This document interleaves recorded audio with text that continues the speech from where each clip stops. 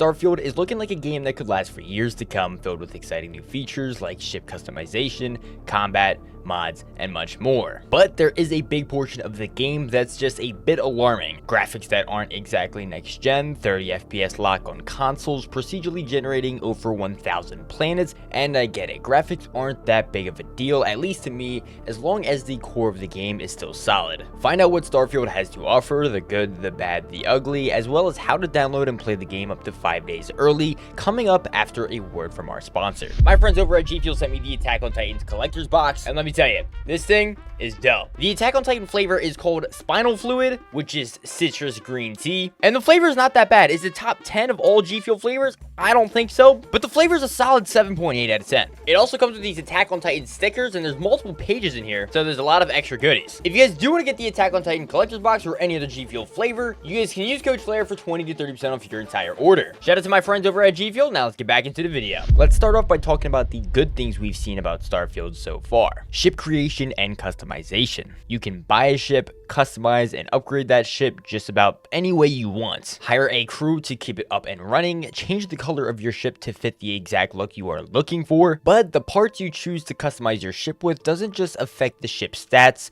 it will also affect what you can do inside of your ship. For example, cargo holds, living quarters, crafting modules, weapon storing, etc. How the customization works is through the snap points where you combine different pieces and elements of the ship together to create your own unique design. Now I can keep going on and on about this ship builder, but it's pretty next level. The combat in Starfield also looks pretty fun, with one of the devs saying, and I quote, "We probably have more mods and more weapons in this game than I want to say any other game we've done before. With the addition of boost packs, it makes combat look a lot more intriguing, at least to me. When you are in a zero-G environment and you start to fire a ballistic weapon, your character will start flying backwards. However, if you use an energy weapon, it will offer a more stable shooting experience, which will then allow you to take down the enemy much faster and much easier as well. So you gotta know when and how to use your weapons correctly, which adds more variety into the gameplay. They also have these high-powered electromagnetic induction ballistic arrays called mag weapons. Each barrel has its own targeting laser, which seems to be pretty powerful. And of course, there will be plenty of melee gameplay as well. It's awesome seeing that the devs are going in and doing these fine detail moves like the zero-G elements, but also keeping the game dumbed down into a video game feel. So there's no doubt combat will be a lot of fun in Starfield. Lastly, before we move on to some of the alarming stuff, let's talk about the outposts. You will be able to set up and customize outposts on these planets you explore. Here you can set up extractors to harvest resources while you're away and assign crew and companions to these locations for added bonuses. This will probably be a great way to earn passive income and resources or money while you're doing missions and exploring the universe in Starfield. You'll be able to create and customize these outposts just like the ship builder,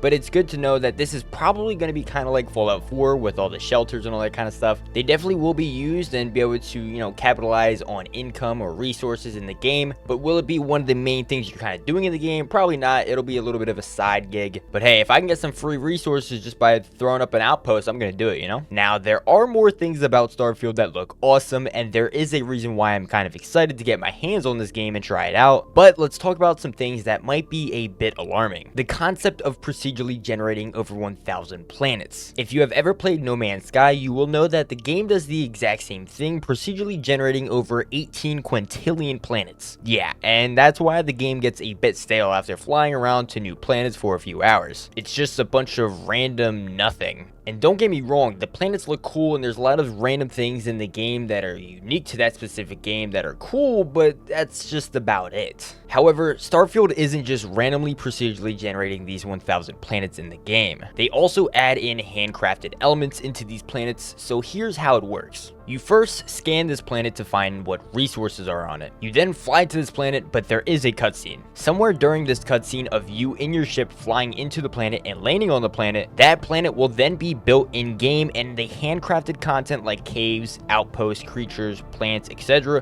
will be picked and placed based on what planet the player is landing on. If that didn't make any sense, they just choose a few random handcrafted locations / events on every planet. The rest of the planet will then be procedurally generated. I can see how this system could be actually pretty good. I don't know if I've seen another game really do or capitalize on this concept. I think No Man's Sky kind of does it, but not really. They don't do a very good job of it. However, this kind of system could turn into a problem if Bethesda didn't create a lot of handcrafted places for the game to pick and choose from. If there is only a pool of, let's just say, 50 to 100 handcrafted places, you will start to see the same places on all these different planets pretty often. Now, obviously, you will sometimes see the same place on another planet at some point in the game, no matter what, but as long as you have a wide range of handcrafted elements to add into the procedurally generated worlds, I could see the system working. Then we can move into the new updated content where they add a whole new set of handcrafted locations that will pop up in these new seasons / updates of the game. I mean, the possibilities are really endless.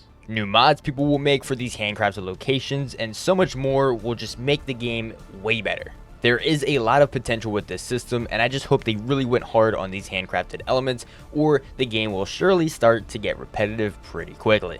Graphics and 30 FPS lock on console are a bit of a letdown for most people. I won't be playing the game on console, so it's not that big of a hit on me. However, I'm irrelevant to the situation. There's no doubt 30 FPS is going to be a big letdown for the console fellas, but this game is absolutely massive. There may be updates in the future that will allow 60 FPS for console, but that is just pure speculation. As for the graphics, there are some handcrafted cutscenes that look great, then seconds later, you get that same exact character standing there like it's Fallout 4 again.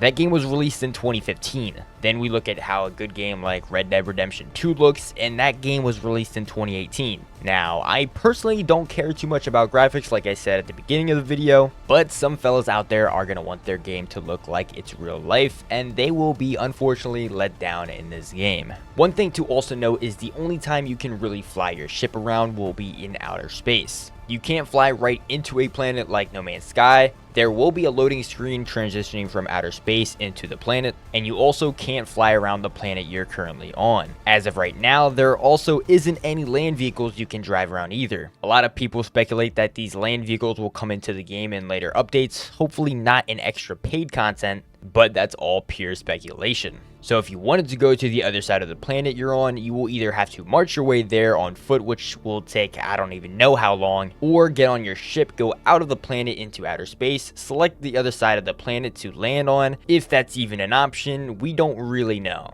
Now, we can go on and on about more awesome features like character creation, skill trees, companions, etc.